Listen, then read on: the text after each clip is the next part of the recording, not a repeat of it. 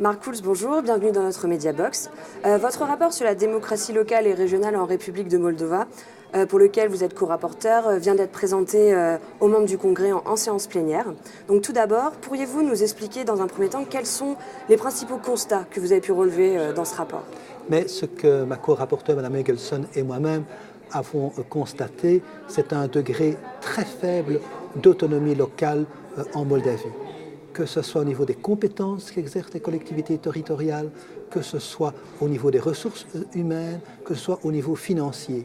Et non seulement ils ont des faibles moyens financiers, mais les moyens financiers qu'ils ont, c'est très peu de moyens propres provenant de leurs propres recettes fiscales, c'est essentiellement des transferts financiers, des subsides venant de l'autorité centrale et qui peuvent dès lors être donnés ou pas donnés selon éventuellement que le maire a la bonne couleur ou pas la bonne couleur politique. Mais en tout cas, ils ne sont pas maîtres d'une partie importante de leurs recettes. Ce que vous constatez, c'est que ce pays évolue négativement par rapport aux rapports précédents qui ont été faits par le Congrès au niveau de la démocratie locale. Il a plutôt reculé que d'avoir une situation qui s'est améliorée. Et puis surtout, il y a le statut des maires. Pas uniquement le statut financier qui est sans doute totalement insuffisant, mais beaucoup de maires, comme par hasard appartenant au parti de l'opposition par rapport au gouvernement central, font l'objet d'instructions judiciaires, un nombre anormalement haut, qui en général n'aboutissent à aucune condamnation. Mais en attendant, ils sont inculpés, ils sont poursuivis. Dans certains cas, on les suspend.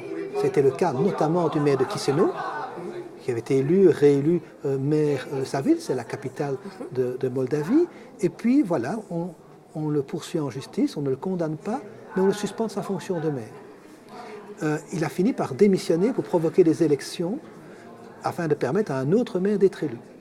Cet autre maire, on a aussi annulé l'élection. Donc c'est toujours un fonctionnaire qui dirige la ville de Chisinau.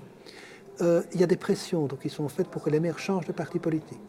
Voir que les dernières élections locales ont eu lieu en Moldavie en 2015. Il y avait, je crois, 287 maires qui avaient la couleur politique du parti gouvernemental. Ils sont toujours à plus de 600 sans élection.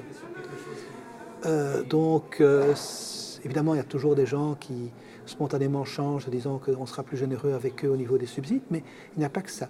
Il y a les ennuis judiciaires que l'on fait à ceux qui n'ont pas la bonne couleur politique. Il y a aussi les référendums que l'on organise en très grand nombre pour la destitution de maires, qui en général n'aboutissent pas. La population ne renvoie pas leurs maires.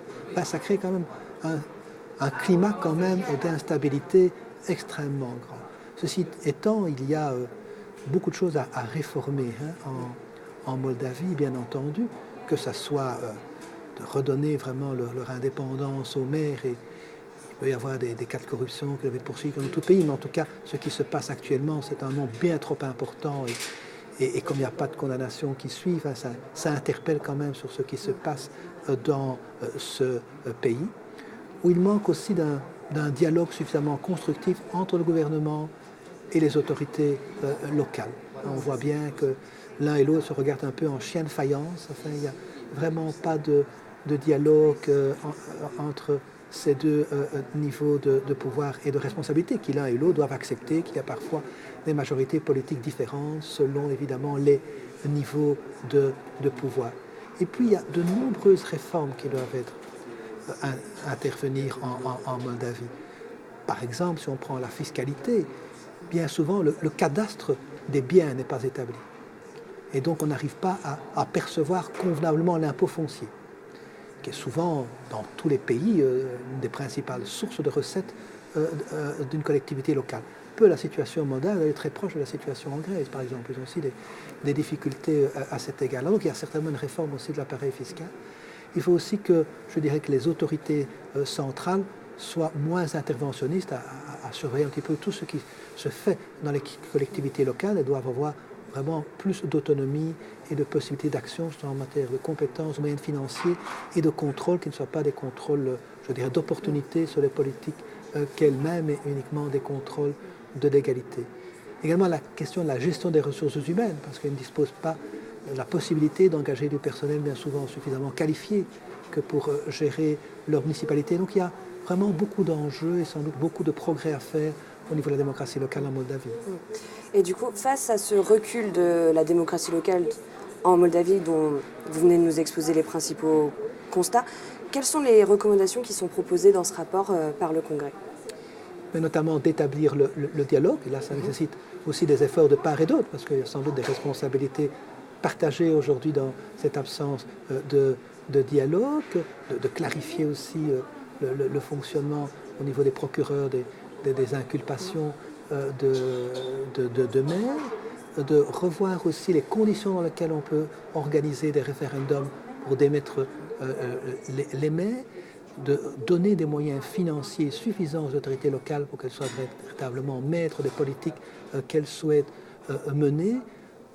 En deux mots, je dirais que c'est d'appliquer vraiment les principes de la Charte européenne de l'autonomie locale qui, sur beaucoup de points, ne sont pas effectivement appliqués en Moldavie. Merci, Monsieur Koulz. Merci à vous.